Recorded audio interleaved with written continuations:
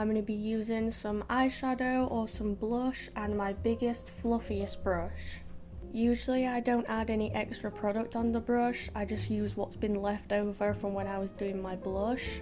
You can see here that I put way too much on and I had to start again, but that's fine because we only make happy little mistakes here. Starting off with moving the brush from side to side, almost as if I'm moving it across a single straight line. I'm not moving the brush around my nose, I'm keeping the pressure the same. This means that the pressure is going to be more on the tip of my nose where I want the colour to be brightest, and that it's going to fade out around the edge. Once I've got that colour concentrated on the tip of my nose, I'm going to start gradually fading it around my nostrils. I'm starting with less and I'm going to add more and more until I'm happy with the final shade and fade of the nose. If I add any more product, I'm only going to add it directly on the end of my nose. I'm never going to add product straight onto my nostrils because it'll ruin that fade. It can take a while of blending to get the fade that you're looking for, but just be patient and keep on bit-bapping. To finish it off, I'm just making sure my nostrils are covered, going from the outside in towards the tip of my nose, following the natural shape of my nostrils and applying more pressure from the bottom. And there you have it, a nice cute little faded clown nose. Very subtle, very classy, we like to see it. Next up we're going to be doing a classic little circle nose. I'm using a small pointed brush and I'll be using setting spray to activate my face paint instead of water. This is going to help the nose actually stay on my nose. You'll need to practice what's the right consistency for you. I find that if it's too thick, it's hard to get a straight line, and if it's too runny, that colour's not going to be there. So I'm going to keep on mixing it until I'm happy with it. Just make sure it doesn't drip off the brush and it should be thick enough to go.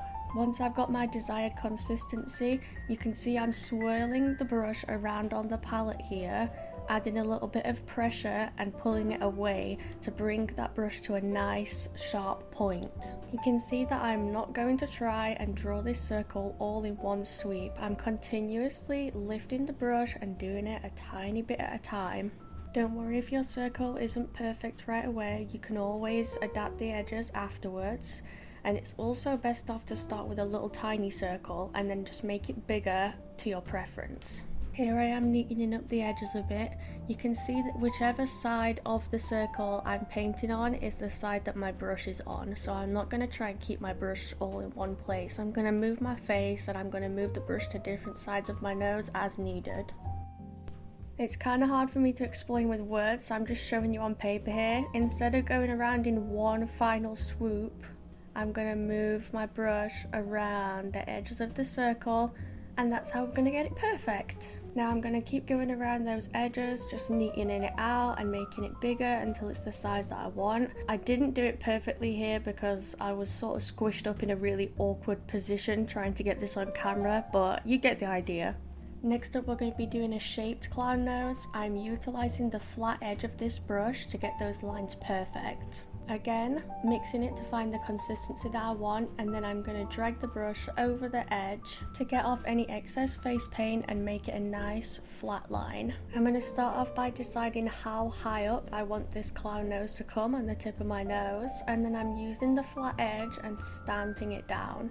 Then, once I've formed that initial shape on the tip of my nose, I'm going to start filling in the paint all around the bottom of the tip of my nose. I prefer the tip to be just slightly curved, not too curved and not too straight, but again, you experiment with the shapes that you want. And here's some example shapes that I drew out if you want to pause and take a look at those. Next I'm going to start shaping the nostrils, again deciding how high up I want them to come, what shape I want them to be in, and I'm using that flat edge to stamp down from the top. Here's a closer look of that process from the side, just stamping down the straight line that I want and then filling the colour down the nostril. Now here I am just neatening up the edges, and I'm also going to make sure to look at the nose from all angles just to make sure it's looking how it should. I want the bottom of my nostrils to be a really defined sharp point, so I'm going to go back to the pointy brush for this part just to neaten it up a little bit, get them nice and pointy. And there we have it. Let's move on to showing you a different shape. Here I'm just showing you an example of how if you flick the brush all the way around without moving it, it can flick up, see, like this, and ruin the shape that you were trying to get. So what we're going to do instead is we're going to do the bottom of the nostril from the bottom, and then when it comes to the top, we're going to do that from the top. Just makes it a lot easier to follow that shape round without your brush kind of moving or flicking out in any way. I'm sure some of these shapes have names, but I just like to make up my own.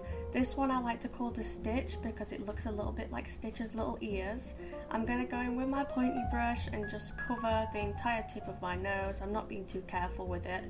And then I'm going to line exactly where I want that shape up at the top of my nose, making it nice and rounded but not going anywhere near the nostrils yet.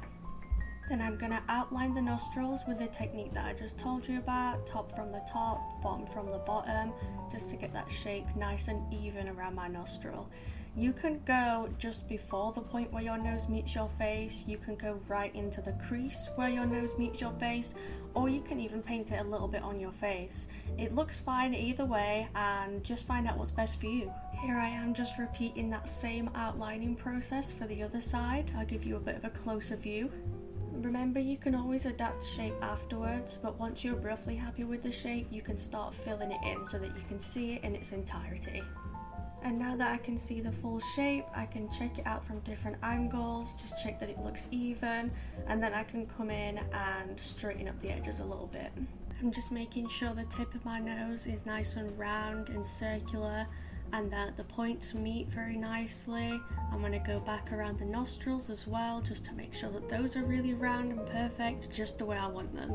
And as always, make sure you pull some silly faces in the mirror so you know exactly how your makeup's going to look when you pull different expressions. It's very important for clowns to be expressive, so you got to get this right.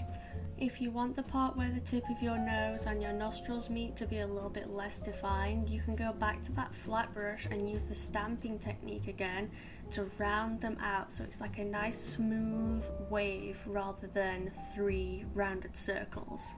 Next, I'm going to show you how I would make the nose appear shiny. I'm going to wet a cotton bud. You can wet it with anything, it's just to make sure that those fibers aren't all sticking up and it's nice and smooth. Honestly, if I wasn't on camera, I probably would have just licked it.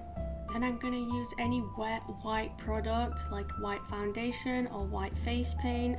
I'm going to make sure it's not all on there in one big blob. I'm going to kind of try to smooth it around. Do make sure that you've waited for the face paint on your nose to dry first, or you're just going to mix pink. I'm coming in with the wet side of the cotton bud first. I'm going to stamp some of that product, not directly in the center of my nose, but just slightly off. Then I'm switching to the dry side of the cotton bud to blend it out a little bit. Then back to the side with the product to add a bit more, and back to the dry side to blend it back in. And I just keep on repeating that process until it's looking exactly how I want it to. And that's it for today. I hope you enjoyed the tutorial. If you liked it, don't forget to actually like it to show the algorithm that you liked it, and I'll be back with more soon.